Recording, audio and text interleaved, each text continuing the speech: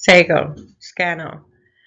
My name's Dawn Martin Hill. I live at Six Nations. I'm Mohawk, Wolf Clan. I have 4 children, 2 at home, 2 married, and 8 grandchildren. And I also am at McMaster University, cultural anthropologist, and teach in Indigenous Studies, founded Indigenous Studies long ago.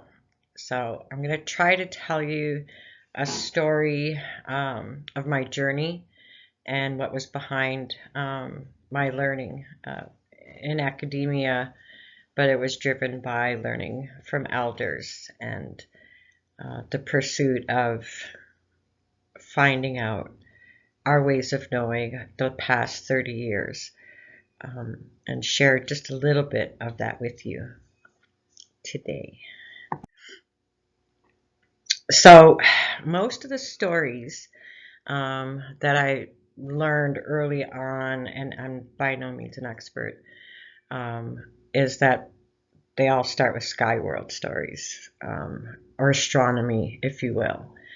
And they would always talk about us being made up of material from the cosmos, that we have a kinship, so grandmother moon, uncle sun, or father sun. The comments, they had stories about all of these as relatives, and they played pivotal roles in shaping us as human beings. So DNA, when I would ask them questions I was learning in graduate school about our DNA and what did they think about that, they would always go back to, our DNA starts with the sky. So I didn't understand that until much later in life and realized actually scientifically they're correct. And I'd always wonder, how do they know those things? Where did they get this information from? And that was, I guess, my Indigenous knowledge training back in the 1980s. Tells you how old I am. And always prophecy was such a big part of that. And I didn't like the term, still don't like the term in English, what it connotates. So it's really about mapping out what was ancient knowledge, from the sky world to the earth, to under the earth, to arriving on top of earth and being able to communicate with living things and all those knowledge bases that most Indigenous people have. What is today, how things came to be, and what will be. And really, they left us maps, and they left those maps on pictographs. They left those maps on copper scrolls or birch bark, or they left them in wampum and coded them so that these stories would be passed down through the millennia. One of the first books that I found that at least addressed some of this was put out by the Haudenosaunee Confederacy in 1978. So if you're interested in the way in which it's being written about academically, or even how it's viewed in the history archives, really the 70s, late 60s was a movement, a liberation, and calling upon those ancient teachings is now written about as anti-colonial. But really, it is who we are as a people. And it doesn't matter whether I'm in the Amazon in Brazil with the Wara, or if I'm with the Maori, or where I am in South Africa. Indigenous people have this knowledge that is systematic and amazing, and it's related to where we are as a people today. Nothing has to be changed, tweaked, altered. It stands the test of time, which I believe is a scientific validity everybody looks for.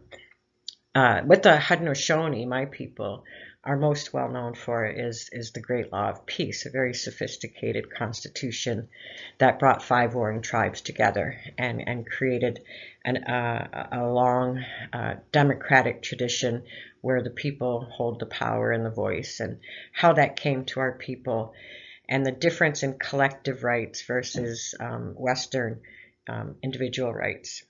And this came to us through a prophet, through a divine messenger. It wasn't a bunch of men or women sitting around and designing democracy.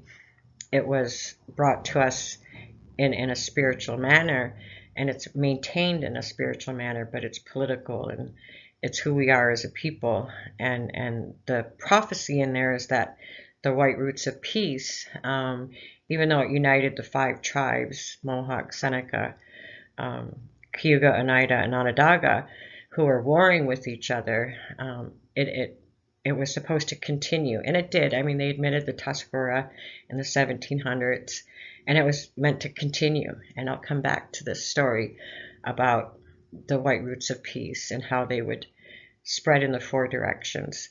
But those fundamental principles are about responsibility, not our rights, but our responsibility to each other in the land and the environment, and our stewardship of each other, and collective wellness of our environments. How important that is to think that way today. When I went to university, I started out not knowing what I was going to do. I was looking for anything Indigenous. There was Harold Cardinal's book on Just Society.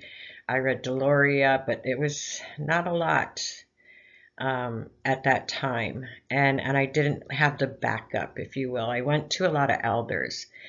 And in going through the master's, to get into any department at graduate school, you have to have so-called experts. Nobody was Iroquois, so I couldn't say I was going to study Six Nations. I had to say I was going to study Cree people, because the 2 anthropologists in the department had worked long with James Bay Cree, which was fine. I just wanted to work with Indigenous people, and I knew I'd still be working with my people and learning about others. And the Lubicon had visited Mac, and it resonated, and I decided, if they accepted my offer to come out there and write about their situation, that I would go. They did. And the only reason they're really interested is because of the Confederacy Council, the traditional government of the Haudenosaunee. So they had conversations, and I just simply listened and tried to not get in the way of those natural conversations between their elders, Lubicon, and their chiefs, and ours. And really, they talked about prophecy, and they talked about the things that we're seeing today. And really, it was the Lubicon elder who kind of set me on this path when I asked him, what can we do to help, like our younger people? What can we do? And he said, we need to put our drums and our voices together. And that's where Drumbeat was born, and then so much followed after those meetings, that they wanted to get together with other leaders that were struggling, and other elders, and the Confederacy leaders thought that was a good idea. And we did. My job was just to get us together at McMaster. I used the university, if you will, as the stage, and to get funding, because it sounded better if it was coming to a university event. There was no money. There was no honorariums. There was no travel. I mean, we billeted. It was good times, though. And that's where my real education happened. And a lot of the stories I learned, I ended up following for the next 30 years and trying to understand many of the things they talked about at that time. So here's just some of the people that were at these gatherings. Most of you would be really familiar with Thomas Binyaka, the Hopi elder, who went around talking about the Hopi prophecies and trying to get the Confederacy to work with him and go to the United Nations and get their message to the global stage. Donald Marshall, this was his first couple months out of jail after they released him. There was a movie out about him. He came to Six Nations, and that was really the birth of Indigenous studies, and everything that happened, at McMaster was because a lot of these leaders thought that it was worth their time and energy to teach us a little bit. And at the time, again, I didn't realize that they were setting my journey on a trajectory that would impact the next 30 years of my life. So the prophecy that most people are familiar with is the Hopi and the worlds that we're living in and the world that we'll be transiting into. And he would talk about cloning. He would talk about a war. This is 1990. A war with no beginning and no end. He would say that there's a man with a red cap who has skin the same color as ours, and this was the beginning of a war with no beginning and no end. So much of what he talked about is happening now, but I have to be honest, in 1990 it sounded just a little out there, especially the cloning. And then the great sicknesses that were going to come because of the exploiting of the earth, particularly the rainforest and places that played a real significant role. When they would be disturbed, there would be, many diseases released. And he really believed that the Confederacy here at Six Nations had to open the eastern door. I had no idea what that meant, quite honestly. No, I'm just 25 years old. No, clueless as could be.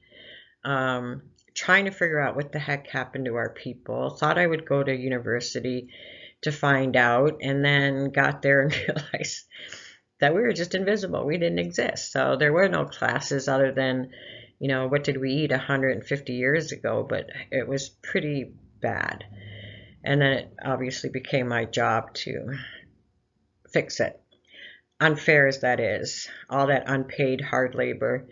I did it not so much for McMaster. I did it for these older people who thought, and I didn't understand why, creating that space to have these conversations was critically important. They wanted this knowledge out there.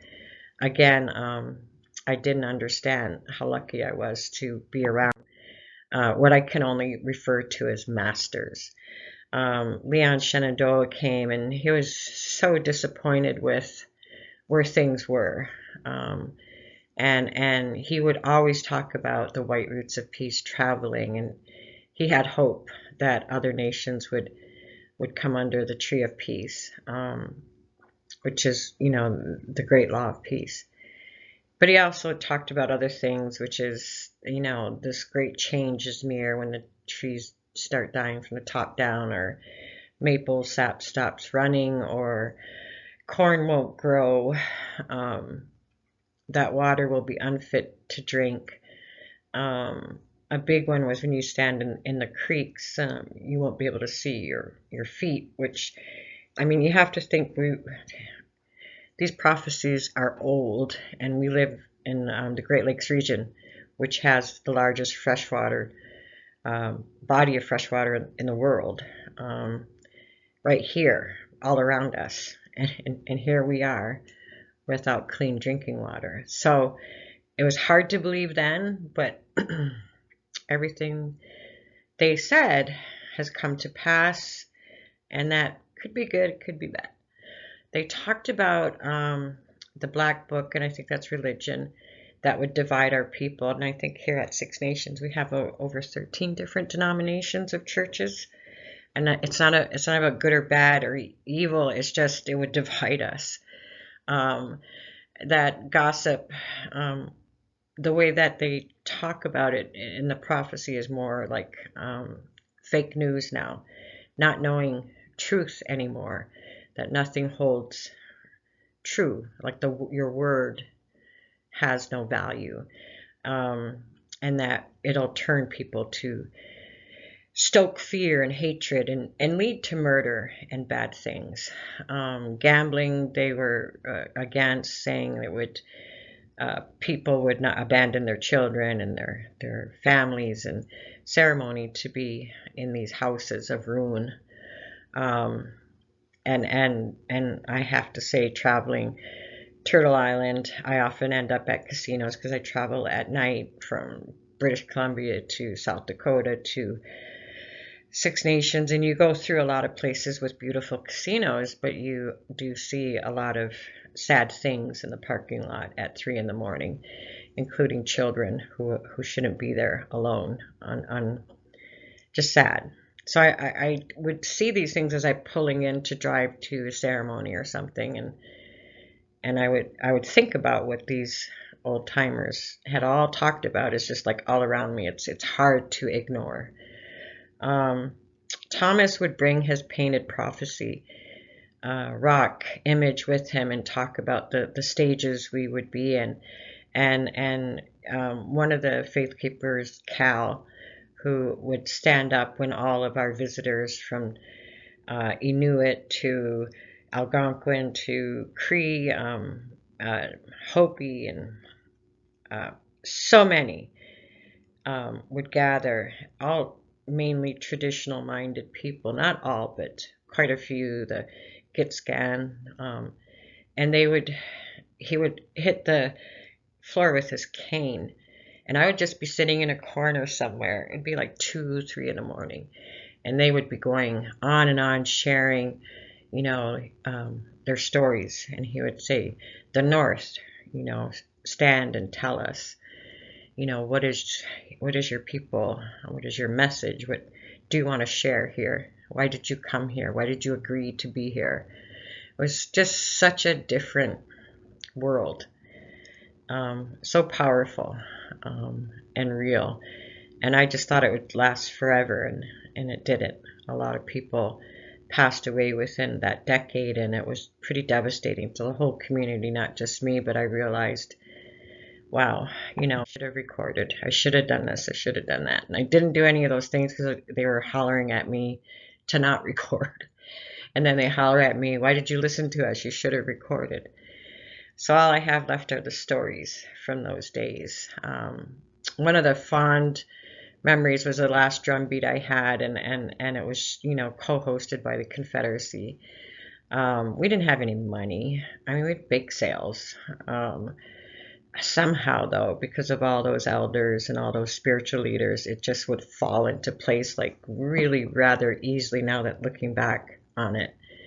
And Matthew Kuhncom had agreed to speak about the hydroelectric dam, and that was the same time that Quebec was trying to say they were going to secede from Canada, and he was exploring the option of joining the Confederacy if Quebec tried to separate from Canada, that they would go under the Great Law. And at that time, 92, we had Oka going on, we had the Meech Lake going on, Elijah Harper was there, and there was just so much happening that I don't think it really sunk in what Matthew was essentially looking as an option to, come together, which is also part of some of the old timers, that day will come. I didn't have any more, largely because we were losing elders, and it was really just sad, devastating. It's like your whole world erased before you and kind of floundered. I went to see, I got a Fulbright Award, and in academia circles that's like a big deal, but in our home communities they're like, what's that? So usually you go to Harvard, you get your time paid and you get an award. And I said, I don't want to go to Harvard. There's nobody there that I want to learn from. I do have elders. I'd like to hear their stories and their knowledge. And I was surprised they agreed. So I set out to travel. And I went to see Thomas Binyaka, and he was sad because people had passed that he was good friends with here at Six Nations. And he showed me the prophecy rock. He talked about the tablets. I met Martin. He passed, I think, 2 years prior, but I had met him with the tablets. In any case, he really, really desperately wanted one more shot at trying to gain people's consciousness or awareness or light a fire, as he put it. And we hadn't really accomplished that with the first 3. And I said, I don't think it's going to ever happen. he said, well, go see some elders, and if they come, then you do it. And he, he really wanted what he called real spiritual leaders there. So gave me tobacco and cornmeal to give to different spiritual leaders. And I did. I went and did, what he wanted, just because I felt so bad that I didn't want him to not see his final quest, at least try to make that happen. And a lot of what the elders were saying wasn't good news. It's not like people were in a hurry to hear about these warnings at this time. They were busy buying really big houses and really big cars, and it was just at odds with what was happening all around us. And in Thomas's teachings, that's kind of exactly where we are. So if you look to the bottom there, you see the human.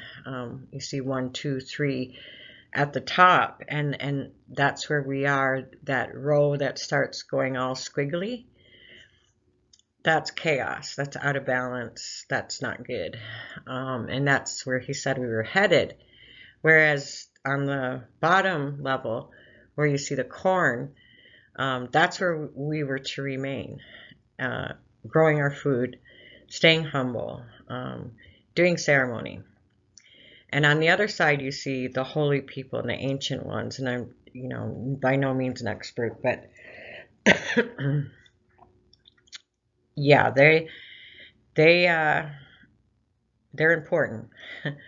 And they're unseen entities, and our people strongly have this connection, and they believe these old songs that are sung are the songs that the ancient ones and the holy ones will respond to, not these new pretty songs, but the old songs. And the reason they believe that is to believe that we came from the stars, and we came from different constellations, whether you're Maori, Sioux, Haudenosaunee. You have these various constellations that are referred to as where we come from, and then when we die and go through the Milky Way, where we return to. So there's this connection that existed prior to Earth. It's old, it's ancient, and those ancient songs call upon that knowledge and those relationships and those relatives, and that they'll help us. And so it was really important. And if you look at the Hopi villages and look at their engineering and astronomy, you'll see that like they're really ahead of the game there, and their villages were laid out basically according to Orion, which is their celestial home prior to coming to Earth. So it's really fascinating me that all of us Indigenous people knew and understood that the Earth was a mother, a female, that the moon was a grandmother, that monitored water and birth and other things, and the sun was male and an uncle or a grandfather, but their properties and their roles and our relationship to them was very intimate, kinship, and all of their stories involved, not only what was happening here on Earth, but what was happening above us, but also our relationship to ancient times. And it was, I heard Thomas talking, and he was saying, yeah, Einstein visited us, blah, blah, blah. And I was like, wait a minute, what Einstein? They would just drop these little bombs nonchalantly. And I'd be like, Albert Einstein? Yeah. And then I saw this picture, and I was like, Thomas said he visited and he wanted their prophecy and their star knowledge. And then I know that some other leaders that were from the plains and Southwest said, oh yeah, NASA, they've been meeting with them and giving them their their knowledge of the cosmos and the properties and these ancient stories. And I was like, wow. So there's like this big disconnect. It's like, okay, you have astrophysicists and high science that completely gets us. And that, like, we don't have to jump through hoops and say Western versus Indigenous. They get it. And so this easy conversation happens. And then it's everything in between that fights us and colonized and silenced and erased us and made it mythology and made it, superstition and really denigrated our knowledge. And our renaissance is happening right now, and it's coming out, and it's really super beautiful. And it's coming out at a time of prophecy. So I'm not going to try to justify or argue that we have science. I know we do. You all can go on your own journeys and find out for yourself just how amazing it was. It was just interrupted for 150 years, and we're just trying to get back to business. Because there's a lot of business to concern yourself with. One is climate change, which our people talked about incessantly, and also the different worlds. So Hopi would talk about the first world and how it was destroyed by fire. And there's a song that you sing. Again, it's making sure you know those ancient songs. Long as you had that song, your people would survive. And they call them ant people. You can call them whatever you want, but at the end of the day, they'd go inside caves, and they would be okay. And in about 2001, Leon Secretero, who is Hopi and Apache, Navajo and Apache, showed me where they had large stocks of goods and water and corn, prepared for the time they'd have to go back into Earth. So like they're ready. And I was like, whoa, our people are not even close to that, but we need to get there. Then they had, the Second World, which was the frozen, they had the flood. So they're on point with what science knows, these different worlds. But what's fascinating is that ancient memory of our people have this recall and these stories. So just think about that for 1 second. Like, they're recalling a time that Western science probably can't even really fathom, which is probably why Albert Einstein hung out with Indigenous people as much as he could to get information. And he knew we knew. So I understood that more, so I just couldn't prove it to academia. And at the end of the day, my journey was never about really academia and science. Yes, I'm a scientist. Yes, I got research grants and work with diverse teams of engineers and biologists and so on. And that's really important on a practical sense.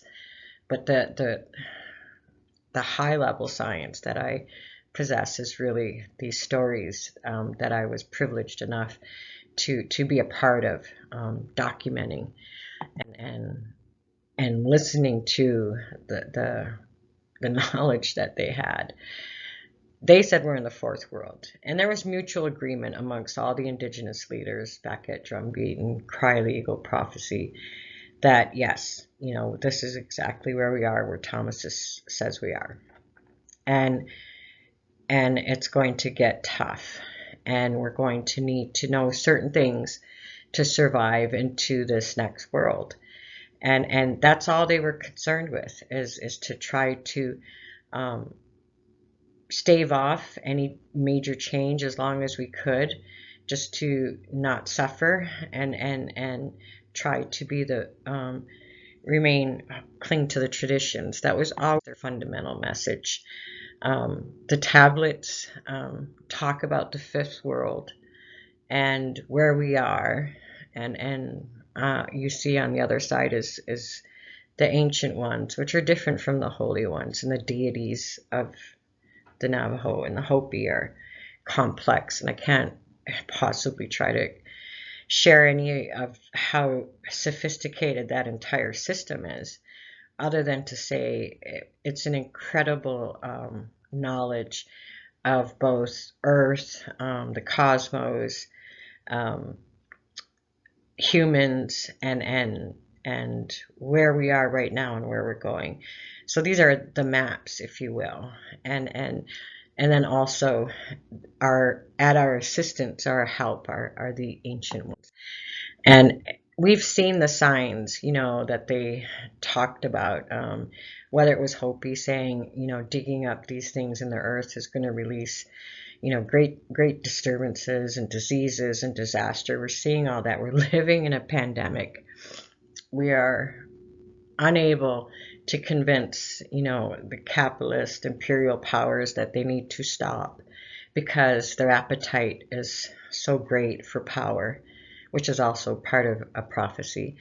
Um, but also that um, these gourd of ashes, nuclear bombs and boiling oceans and all of the things that we see today, they had already talked about, and that was long before I. Thomas had sent me to bring Orville Looking Horse to this last attempt to get everybody together, to share the prophecies, to go to the UN, to be heard, and I did, and we did try. We tried. It was he sent me on quite the journey, um, and we did the best we could. We had Amari here, who was on a spiritual journey. He had a huge, beautiful jade cane, and some some amazing things happened when he pounded that cane on the ground here by the river at Chiefswood Park, and somebody came over and accused me of trying to trick the people, and I was like, I don't know what you're talking about. So there's some pretty powerful things that happened that have no explanation, nor will I try. We also had somebody here from the Malaysian Amazon who warned of the diseases coming because of the uprooting of these ancient trees that were holding in these basically viruses, insects that would create great harm. So all that they said is coming to pass.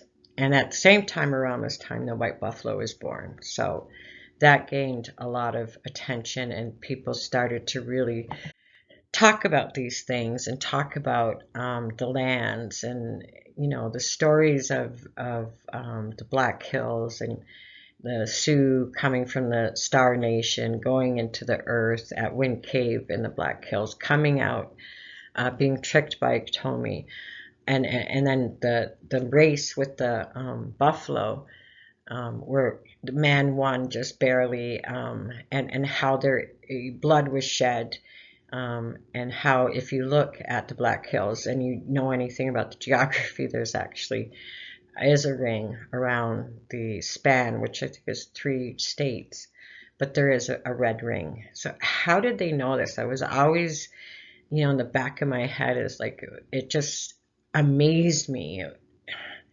I was kind of struggling with it too. Like, how did they know this? Like, how is this even possible? Because I couldn't imagine um, how they knew the constellations, and how did they know the peaks in the Black Hills or the peaks in New Mexico that we visited, that all match these constellations.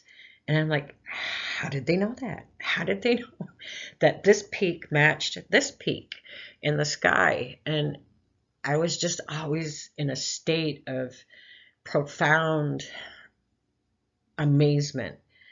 And at the same time, I couldn't share any of this with any of my professors or peers because they would have like scoffed. It just wouldn't have flied. I didn't really want to. It was kind of like, it was an underground railroad. It was knowledge that wasn't quite brought out yet, because I didn't think people would respect it. And I didn't want them to mock or denigrate or chastise. So I was always in that place of holding it, cherishing it sacred, and at the same time knowing that we need to share it, and then terrified. at how it'll be received. And they never had that. They were, nope, it's got to happen now. We got to get to the UN. This is the way it's got to be. And I just trusted them. When, things changed and they left, that fearlessness wasn't in me. They weren't my stories. They belonged to those peoples. So all I could do is continue to try to learn, and then not try to possess it and own it and co-opt it or appropriate it, but just to facilitate funding wise. If they needed to get to, from A to B to get their message out, I would try to use university research grants, whatever I could as I did with the early conferences. Indigenous studies was never, the ultimate was helping our people through these institutions. And I fear that's all getting lost now. It's about careers and titles and who has power, and it's just sad. But for that time, it wasn't. It was a place that we were creating opportunity and change for people who needed to be heard. And I fear that those that are dominating that world and publishing and, all that is not what I was ever about, nor probably ever will be about. But I know that these ways of communicating are important. The spoken word, and you should have this, because books may be good now, but will they be relevant, 20 years from now? Libraries go up in flames or floods. Where's that knowledge? So it's good oral culture has gotten us really far since they can recall the time of the dinosaurs. It's important to keep those stories alive. Stories are so important to keep alive. And that was something that I was taught early on. So the story of the seven sisters and the constellation. Again, whether you're Cree, whether you're Anishinaabe, whether you're Haudenosaunee, you have these stories and the landscapes attached to them. And it's going to be really important to keep that knowledge alive. That's what our young children need to learn. And that was the message of the seventh generation. And it wasn't like a cute little, seventh generation. No. We were very serious that our children that we would be having, my generation, from the elders that I was with, that these kids are going to be carrying an insane amount of responsibility, much more than we ever did. And that we have to do everything in our power to give them their language, to give them the knowledge. It was never for me, it was for my children. I was literally told that in a ceremony that I shouldn't even have been at. Very kind of particular about which ceremonies I go to. Through a sequence of events, I ended up at a UEP.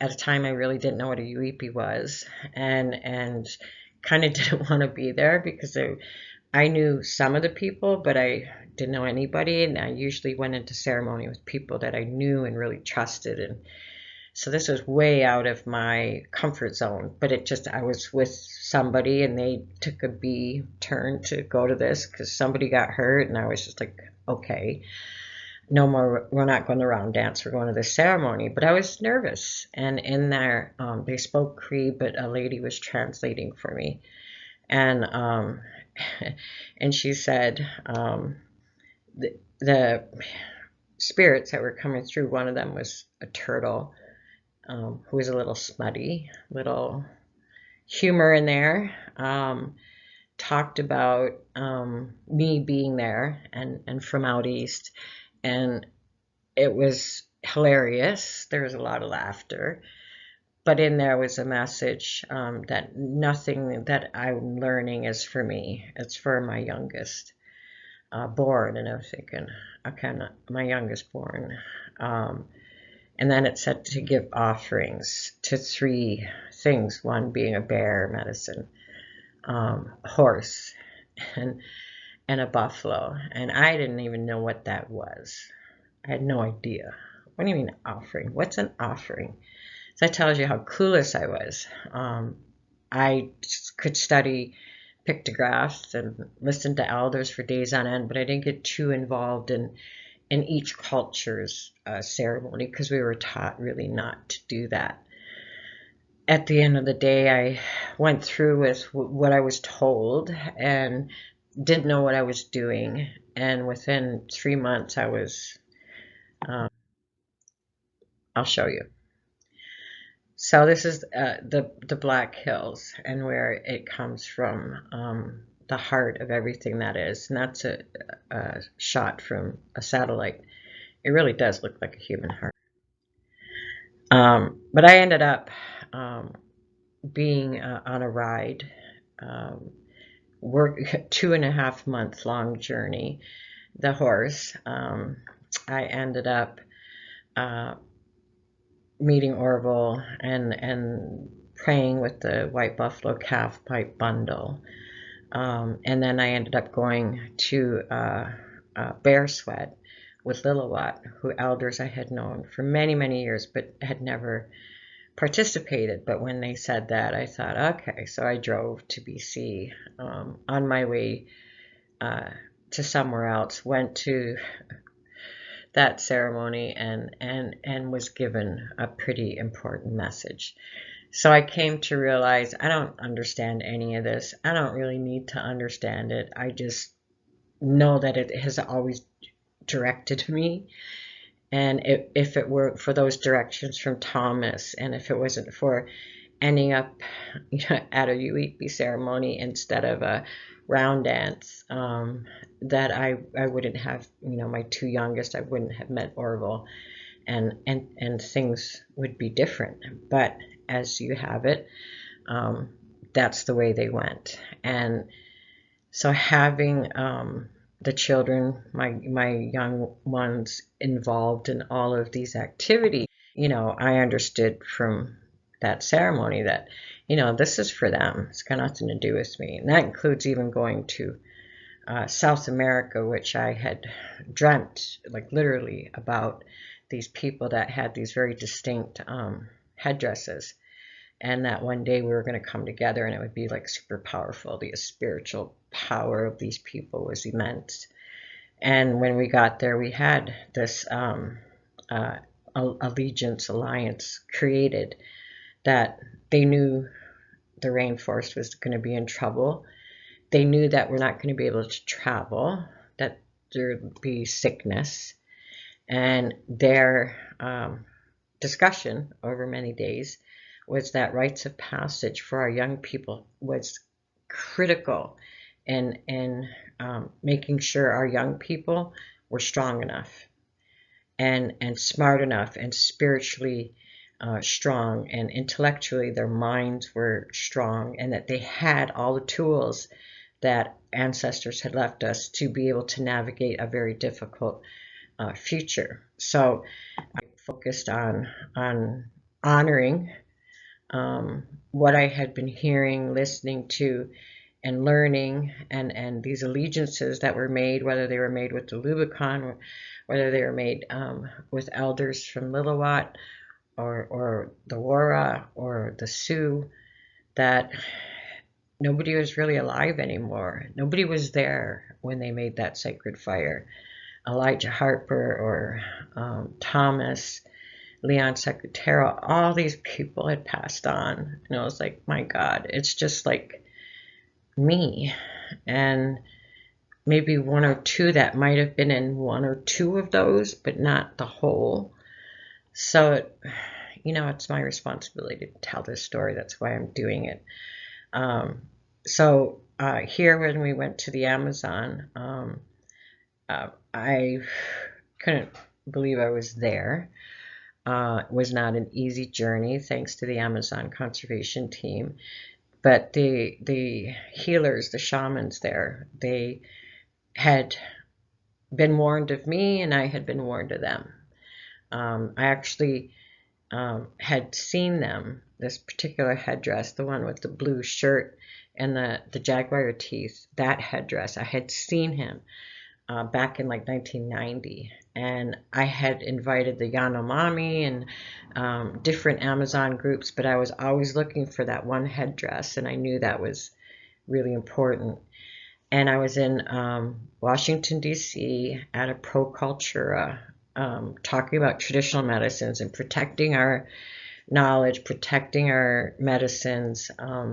New Age was, billion-dollar industry, and it was a conference, and literally Virgil Killstraight, who was another elder that I cherished, great teacher of mine, came to Six Nations so many times to sit with me, to teach me why. I don't know, I would say why. I'm just not even worth all this. But they thought, I was. And he was there. And literally I was presenting, my case that no, we cannot. We have to protect our knowledge. They're mining Indigenous knowledge. They're going to sell it. They're going to make it assimilated in some way, control it. And, we need to keep these things sacred, which is my argument. But at the same time, people need it because they need to heal. So I thought that I had discovered the Amazon conservation team's work and said they're doing a great job. And as I'm saying that, in walks Luciano with Patricio, the little guy there next to Orville. And literally, I just like went blank. I was in the middle of this big presentation, and I'm just like, this is something I had seen. So everything I've ever done in my so-called academic career has never been about academia. It's been about dreams and elders and guiding, listening to them and taking cues. And it's never been, oh, that'd be really good for me to get my tenure. I still don't have that in me. And I honestly don't like it. I don't like it around me. I'm retiring in 2 years because everything that these old timers wanted at the university, to me, is been erased. And there's no point in fighting because maybe that's where, that's not where we need to be right now. Like with the science, yes. But, Renaissance cannot take place only in university walls. Anyways, I get off track. So I really do believe in our ways, 100, because it's been proven to me that there's something there that I don't understand, but I also know it's led me on a pretty amazing journey. So when I had Makasha, Orville wanted to bring back preparation from womanhood ceremonies, one of the 7 sacred rites. And look at all those grandmothers around her. Like how lucky is that? That she had, 6 Nations grandmothers come up. That's a long way to go to South Dakota and hot. She had, supporters, and back there's Marcia Anderson, medical doctor. She was very lucky, and yet she was very strong. It was over 110 degrees. There was a heat wave. They were saying, don't be outside. Here I am. I got my 9-year-old kid in this really hot teepee. But she wanted to stay. She did it the 4 days, and when she came out, it was magical. And then the following year, we did her preparation, her Anishinaabe, which is after you become a woman, throwing the ball ceremony. And her dad gave her pipe. And that year, when we were on, another long story, can't get into, but the ride came from British Columbia to 6 Nations. I had been on the ride. And now it was coming here. And then when it was here, they, elders and youth, wanted to go to the UN to read their declaration about ceremony and the land. And it was very, August 9th is Indigenous Day. Orville usually does the pipe ceremony. He couldn't make it. When we arrived, we were told we're not getting into the UN. We're going to they're going to read it outside of the UN. The kids were not happy. And I was just like, hey, let go of the ego. The message is what matters here. But because Orville couldn't make it, he said, I'll have Makasha do the pipe ceremony. And she kind of freaked out because she's, just getting onto this path. But she did it. And after it was over, the secretariat, I cannot remember her name, she came out. She's in the yellow there. She said, okay, everybody can come in. They've agreed, as long as you stay with me, I'll give you passes. And they got to actually all go in the UN and read their declarations, which I think for them was really powerful. And then last year, Kasha was invited to do the opening of the Youth Climate Summit. And she actually did the pipe ceremony inside. She smudged before the Indigenous World Youth Climate Change, which apparently was the first time that had ever been allowed. And I knew that, this is what the elders were talking about. It was never about them or about my generation. It's about the seventh generation, and you can see all the amazing things they're doing. And it was all foretold by these elders who carried this, tried to pass it on to us. Even Elijah, when he was in Saskatchewan, we had a ceremony there. It's when he wasn't feeling too good. He was having a bit of trouble. And I asked some friends that I had known for a really long time at Joseph Bighead. They did a sweat for him. Orville came out with his brother. And, he teased me a lot. I always took it, I always laughed.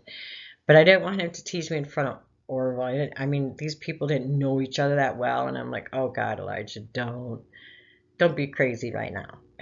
And he was serious. He said that, he had this dream, and I was, hiding behind, he said, a pile of dirty clothes or dirty laundry. He goes, I don't know, it was just cloth.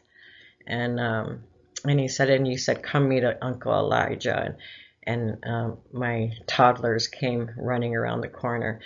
I had no idea what that dream meant. It was, we joked, pregnant and, barefoot on the dirt floor. We teased, but I knew he was serious. And when first time I ever went into the pipe house where the bundle is kept, I couldn't believe my eyes because it's a dirt floor. It's exactly as he described it, except those are offerings, piles, really high piles of people who bring offerings, and then they burn them every so often. And it's a whole ceremony, but quite a few of them after a big ceremony, when maybe there's, a couple hundred people bring in lots of tithes because they have lots of prayers. And Makasha was, a toddler. She was a baby. And it hit me when I was in there. The door kind of swung open, which is unusual because it's really stiff to push open, and for it to move like it did. And I realized this is Elijah. This is his dream. He's here. So that's when we were on the ride. The kids were literally born into ceremony, born at home, born within ceremony, all traditional. And I think that was another message, that we had to reclaim our bodies and our sovereignty and have our children our traditional ways and take care of the afterbirth and bury it and take care of, their belly button and all those things that were considered, old wives' tale, actually have profound meaning. And by not doing those things, we're kind of already hurting our kids. By not observing these things, like putting the placenta, if you hold it up in the light, it's literally the tree of peace. It's literally the tree of life, And you can see things in there. I didn't know any of this. We were just uncovering all this amazing, beautiful knowledge. And I want other people to experience that, and if it's a boy, you bury it here. And if it's a girl, you bury it there. And, gender isn't that big of a deal, but it's about the domain of responsibility that they're going to have, and tying them to these lands and waters is really, really important for their spiritual connectedness. And all those good things. So again, I believe it works. I don't know what else to say. You can't make your kids go on rides at 9 years old and freeze all while Christmas is happening. They're out there in the Badlands suffering, freezing, going hungry. Like you can't make your 8-year-old, 9-year-old, 12-year-old, 20-year-old do that. They don't want to do it. They're not going to do it. They wanted it, and I had to make it happen. And I didn't want to put them on an airplane and say, okay, go hang out with dad for the Christmas, but I did, and been on it ever since, either that or the Dakota 38 ride. So these things matter. These ceremony, these songs, they're there. They're the DNA that the elders talked about. And it led to things like Standing Rock, which really launched, a global movement and global consciousness. And I knew when Standing Rock was happening and my son wanted to be there, I knew when Orvo was there, this is the time that they all talked about, this great awakening or basic call to consciousness, this fire that Thomas said we hadn't lit, like it hadn't happened. I knew that when they came from BC and the Confederacy spiritually opened the Eastern door in 2004, I knew that that had let something important be unleashed, whether it's the fire in people's hearts and minds, whether it's just, something we don't understand yet. A lot happened after that ride. And all these young people that have been on rides, that have gone through rites of passage, all these things they're all connected. They're all the same people who are now spiritually strong, emotionally, intellectually. They have that knowledge, and they are going to have their voices heard.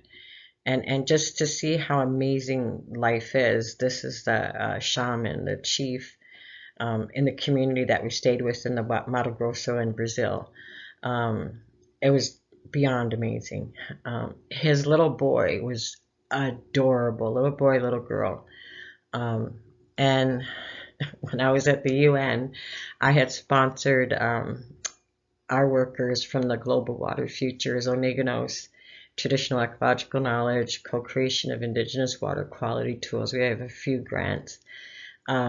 To go to the UN to learn leadership skills, to develop their capacity, because we need them, especially the young Indigenous women.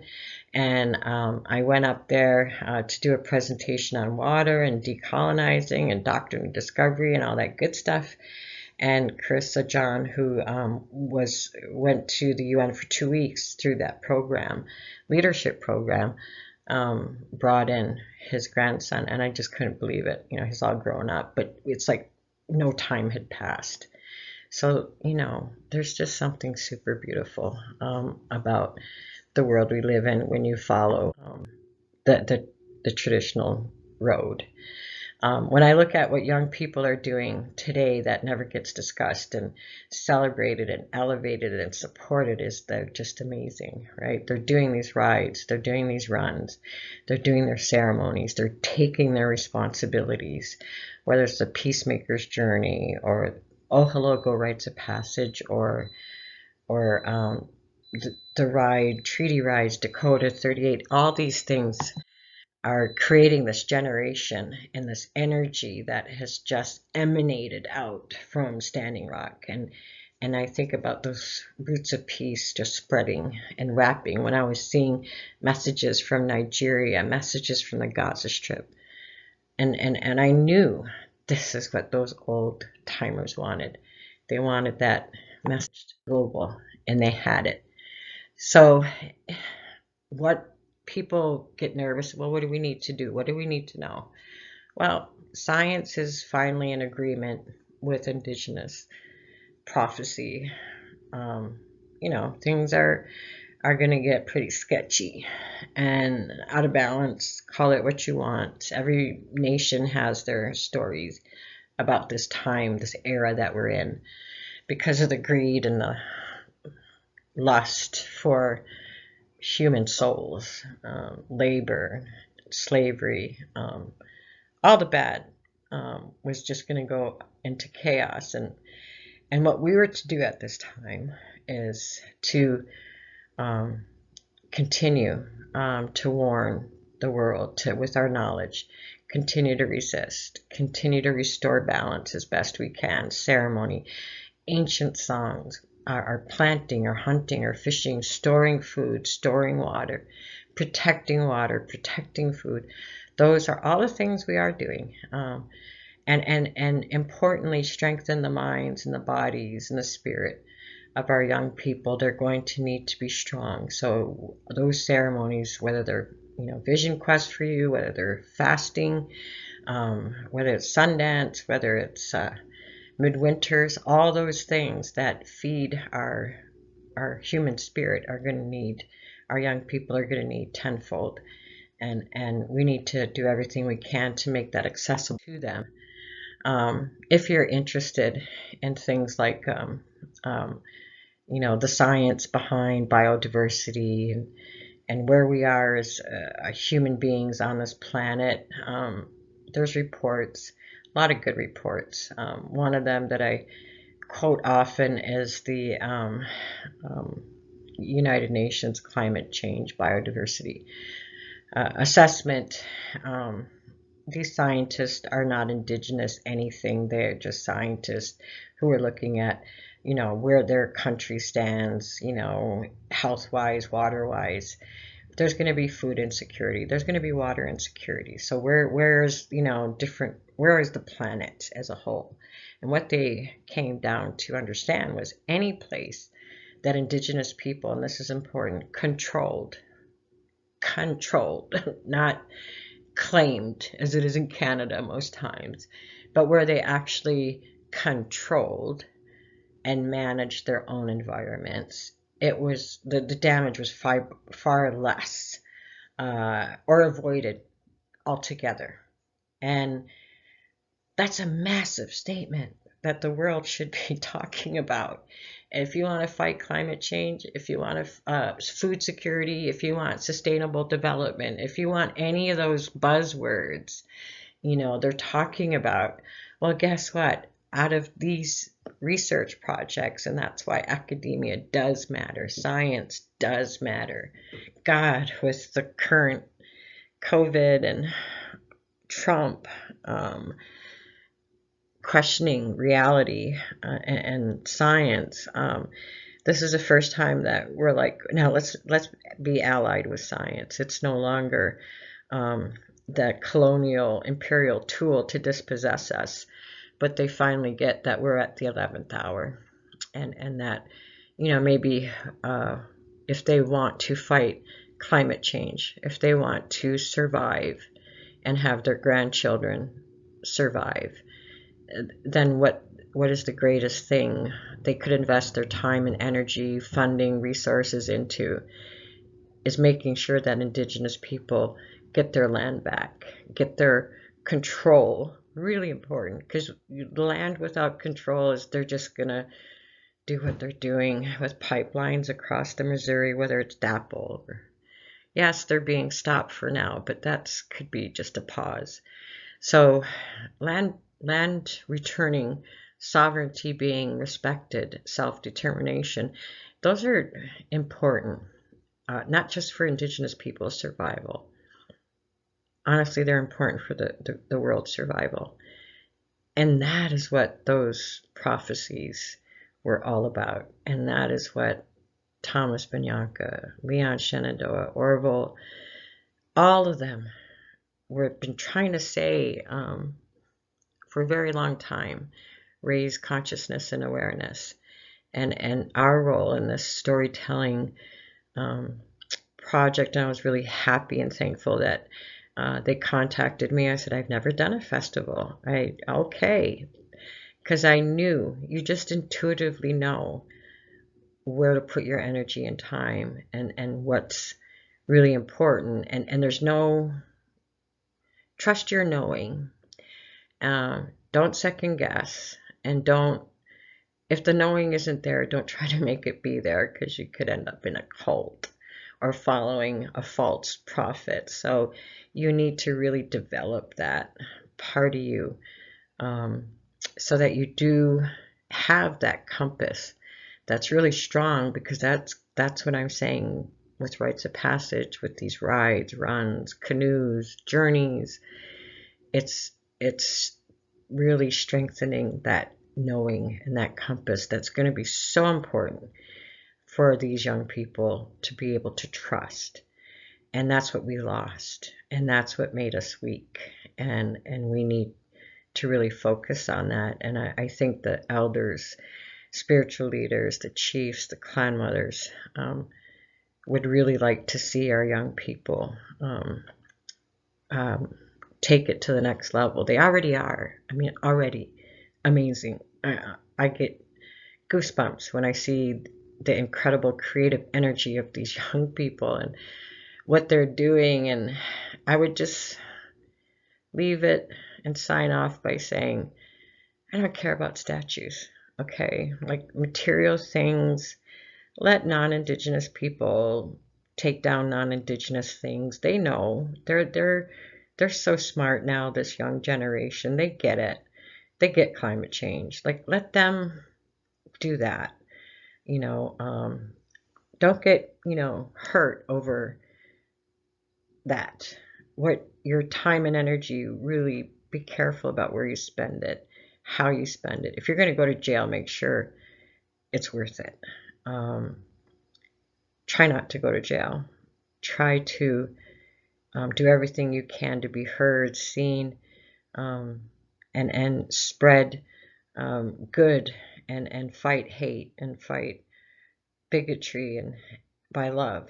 And those are our teachings, because they'll always have more guns than us. They'll always have more machines that destroy. And that's the whole story of, the prophecies. It's this entity, whether it's a Wendigo, whatever you want to call it, it just cannibalizes human beings, and it's never satisfied. And look at where we are today. So we need young people. We need our generation to step aside, get out of their way, and support them.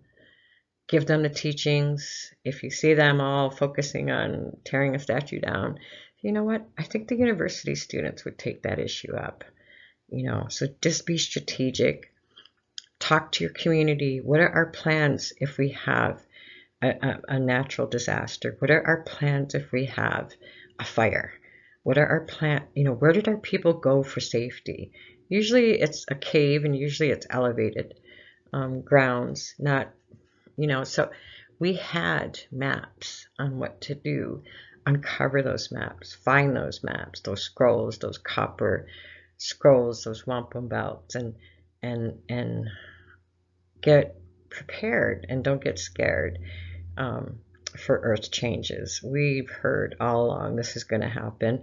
We see it happening. Let's fend it off as long as we can and make the impact as least harmful. But, the prophecy, whether it's Navajo, Hopi, Sioux, Haudenosaunee, Anishinaabe, or whether we're talking to people on the other side of the planet in the Amazon, in New Zealand, these things are there because we have been able to recall the first time life was on this planet, and how many times it was basically erased. We survived those. Don't forget that. We recall those stories of when humans and animals were not that much different. We recall when dinosaurs roamed the earth, and how they went and were put underground by the fire. We have this ancient knowledge, and because we have that recall, that's evidence, that we've always made it into the next world, and we will make it into the next world. And this one, the fifth one, the final, the last one, whether you're talking about a rainbow prophecy or however you want, the lighting of the eighth fire, whatever. It's always this hate and bigotry and evil, hurtful, hurting children, putting children in cages, all the horrors that we know don't seem to be dying out, but they're getting worse. Police are no longer police. They're mercenaries hired by corporations. Like, we all know this has gone pretty bad because that energy grew and grew. Don't give in to that energy.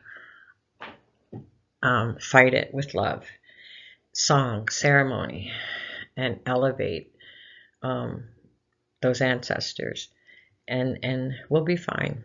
But strengthen your mind, and I think that everybody's already doing all those things, and I just applaud you, the artist, creating incredible art, incredible messaging, incredible social media. I mean, who would have thought TikTok could do what it's doing for resistance? Just amazing. So I try to look at the balance of the good and creative that's happening. And that story will not be told likely by me, but by my grandchildren, because after all, that's really all that matters, is our babies. And I want to thank you for listening to my crazy story, crazy life. And I'm really grateful and blessed. And I know we're going to come out on the other side of this with arming ourselves with science and traditional knowledge. We're pretty good. We're going to do good. Thank you.